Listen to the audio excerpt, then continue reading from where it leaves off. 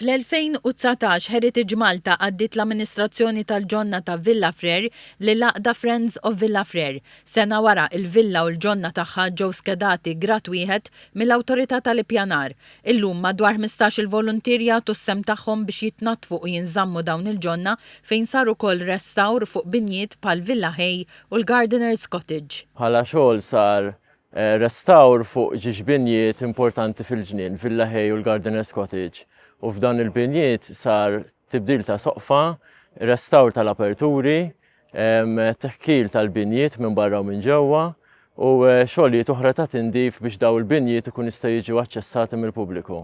Il-kap tal-operat ta' Heritage Malta Kenneth Gambin spjega x'inhi l-fażi li jmiss għal din il-proprjetà. Issa qed ngħaddu għal fażi li jmiss fejn fil-futur il-proprjetà per se, Villa Frer per se, ħadd ingħaqad ma' dawn il-ġonna, allura nkunu nistgħu nippjanaw b'mod iktar holistiku u anke fuq livelli ulterjuri.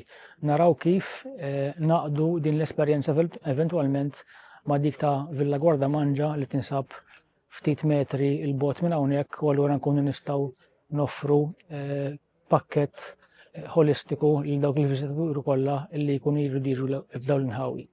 Il-Ministru għall-Kultura u Imbonniċi qal il-ħidma tal-volontira turi kif l-impenn ċiviku jista' jgħin biex jitħares il-wirt storiku u li dan jirrifletti wkoll il-prinċipji tal-Viżjoni Malta 2050. Villa Frer tieħu isimha mill-istudjuż u poeta Ingliż John Hookham Frere li fl-1820 mar jgħix Malta u ħoloq dawn il-ġonna. Hawn kien iqatta' ħin jiddiskuti l-lingwa l-kultura Maltija mal-istudjuż Mikel Anton Vassalli. Illum il-ġonna jinfetħu għall-pubbliku darba fix-xahar biex kulħadd ikun jista' jgawdi dan il-wirt storiku.